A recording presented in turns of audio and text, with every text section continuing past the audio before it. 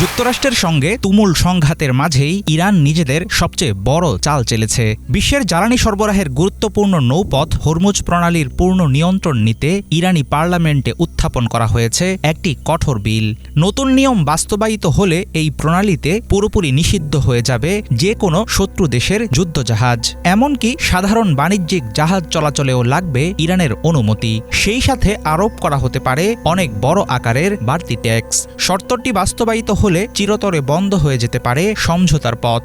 ইরানের এই নতুন কৌশলে পিছু হটবে কি আমেরিকা? নিজেদের উপর হামলার প্রতিশোধ হিসেবেই নতুন বিল পাশের পদক্ষেপ নিয়েছেন ইরানি আইন প্রণেতারা। অন্যদিকে মার্কিন প্রেসিডেন্ট ডোনাল্ড ট্রাম্প হরমুজের বিকল্প রুট ব্যবহারের পরামর্শ দিয়ে জাহাজের কার্গো মূল্যের 20% টোল দাবি করেছেন। এর জবাবে ইরান নিজেদেরকে হরমুজ প্রণালীর চিরস্থায়ী অভিভাবক দাবি করে তুলনামূলক কম ফি নেওয়ার কথা জানিয়েছে। ইরানকে বাগে আনতে না পারলেও একটুও কমেনি মার্কিন প্রেসিডেন্ট ডোনাল্ড ট্রাম্পের হম্বিতম্বি।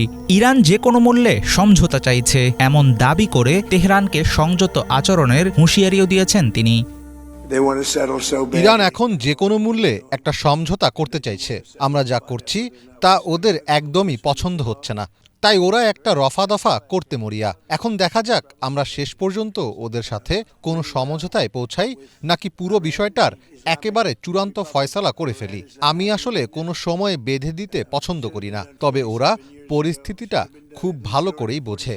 ওদের এখন সোজা হয়ে চলাই ভালো হবে। চলমান সংঘাত শুধুমাত্র হরমুজে সীমাবদ্ধ নেই। ইয়েমেনের সশস্ত্র যোদ্ধাদের সাহায্যে বাব আল মানদেব প্রণালীও বন্ধের হুমকি দিয়েছে ইরান। উত্তেজনার উত্তাপ বাড়িয়েছে আইআরজিসির দেয়া চরম হুঁশিয়ারি। ইসলামী গার্ড বাহিনীর খাতাম আল আনবিয়া সামরিক কমান্ড জানিয়েছে যুক্তরাষ্ট্র বাড়াবাড়ি করলে এর পরিণতি হবে ভয়াবহ।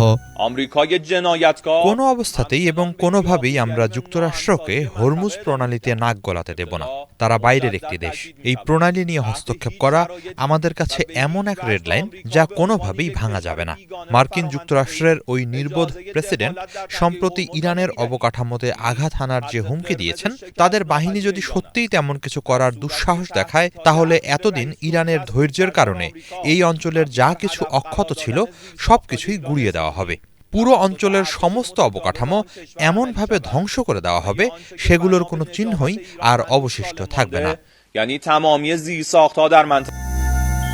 হরমুজ প্রণালী ঘিরে চরম উত্তেজনার প্রভাব পড়েছে ইরানের অর্থনীতিতে। দেশটির মুদ্রা রিয়ালের মান রেকর্ড পতনের কাছাকাছি পৌঁছে গেছে। তারপরও মনোবল হারাতে নারাজ ইরানি নেতারা। চলমান যুদ্ধ পরিস্থিতিতে দেশের অভ্যন্তরীণ ঐক্যের কথাই মনে করিয়ে দিলেন ইরানের প্রেসিডেন্ট মাসুদ পেজেশকিয়ান। তিনি সাফ জানালেন দেশের প্রতিটি ইঞ্চির মাটি রক্ষা করবেন তারা। আসল প্রশ্ন হলো, যুদ্ধের ময়দানে ওরা কি আদৌ ওদের লক্ষ্যে পৌঁছাতে পেরেছে? যারা আমাদের ইরানকে টুকরো টুকরো করার পরিকল্পনা করেছিল, আজ শেষ পর্যন্ত তারা কোথায় দাঁড়িয়ে আছে? আমাদের বিশ্বাসের জায়গা থেকে আমরা কাজের মাধ্যমে দেশের প্রতি ইঞ্চি মাটি রক্ষা করব।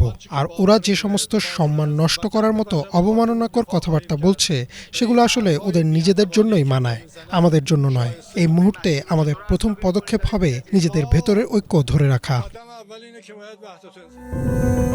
পারস্য উপসাগরীয় অঞ্চল ও হরমুজের দখল কিছুতেই ছাড়বে না ইরান। প্রতি মুহূর্তে যুক্তরাষ্ট্রের ক্ষয়ক্ষতি বাড়তে থাকলেও ট্রাম্প নিজের মুখ রক্ষায় মরিয়া চেষ্টা চালিয়ে যাচ্ছেন।